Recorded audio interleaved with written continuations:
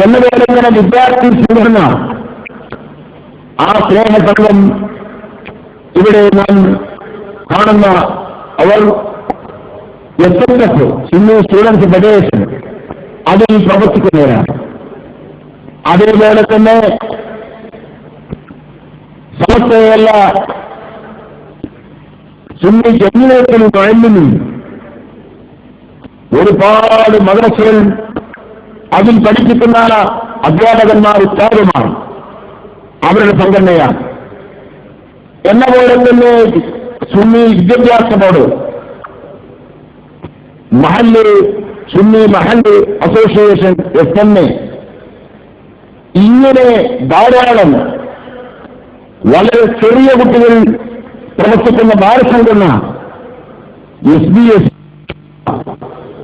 എല്ലാ സംഘടനകളും സമസ്തവേല ജമിയത്തുൽ ഉലമ എന്ന് പറയുന്ന ഈ പണ്ഡിത സംഘടനയുടെ എല്ലാ നിർദ്ദേശങ്ങളും പാലിച്ചുകൊണ്ട് പൂർണ്ണമായ അച്ചടക്കത്തോടെയുടെ പ്രവർത്തിക്കുന്ന സംഘടനയാണ്.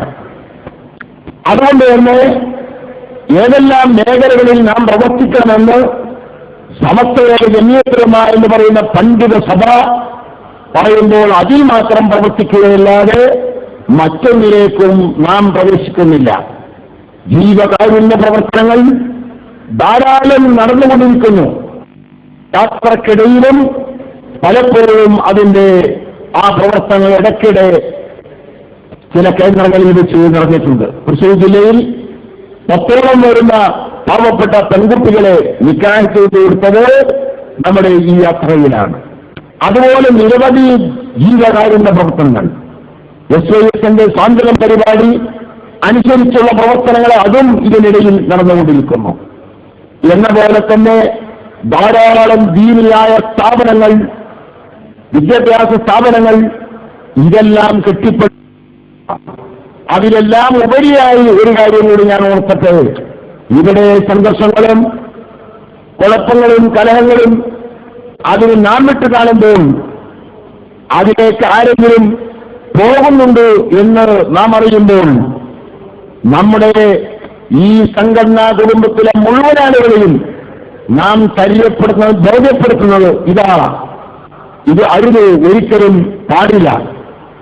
ഒരിക്കലും തീവ്രവാദവും ഭീകരപ്രവർത്തനവും ഇസ്ലാമികമല്ല, ഇസ്ലാമിന് അന്യമാണ്. മുസ്ലിം പണ്ഡിതന്മാർ നൂറ്റാണ്ടുകൾക്ക് മുമ്പ് പറഞ്ഞു. നമ്മുടെ ഇന്ത്യ രാജ്യത്തെക്കുറിച്ച് തന്നെ 500 വർഷങ്ങൾക്ക് മുമ്പ് മഹാനായ ഇബ്നു ഹജർ തങ്ങളോട് ചോദിച്ചതിനുള്ള മറുപടി മഹാനവർ രേഖപ്പെടുത്തിയത് നമുക്ക് കാണാൻ കഴിയും. എന്താണ് നമ്മുടെ ഇതുപോലെയുള്ള രാജ്യങ്ങളിൽ ഇങ്ങനെ തീവ്രവാദം ഭീകരപ്രവർത്തനം നടത്തി നേരത്തെ വിഷയം അവതരിപ്പിച്ച് അരിവൽക്കത്ത് സംസാരിച്ചപ്പോൾ അതിലേക്ക് സൂചിപ്പിക്കുകയുണ്ടായി. അങ്ങനെ അതിൽ കൊല്ലപ്പെട്ടു കഴിഞ്ഞാൽ ആ കൊല്ലപ്പെട്ട വ്യക്തി ഒരിക്കലും രക്തസാക്ഷി എന്ന് പറയുന്ന ശരീരമല്ല. പിന്നീട് ആത്മഹത്യ ചെയ്ത കുറ്റത്തിന് നാളെ അല്ലാഹുവിന്റെ കോടതിയിൽ അവനെ ചോദ്യം ചെയ്യപ്പെടുന്നതും അവൻ ശിക്ഷിക്കപ്പെടുന്നതുമാണ്. അതുകൊണ്ട് അതിൽ മരിച്ചാൽ അവൻ കുറ്റവാളിയായിട്ടാണ് മരിച്ചു പോകുന്നത്. ഒരിക്കലും രക്തസാക്ഷി എന്നവനെ കുറിച്ച് പറഞ്ഞുകൂടാ. കാരണം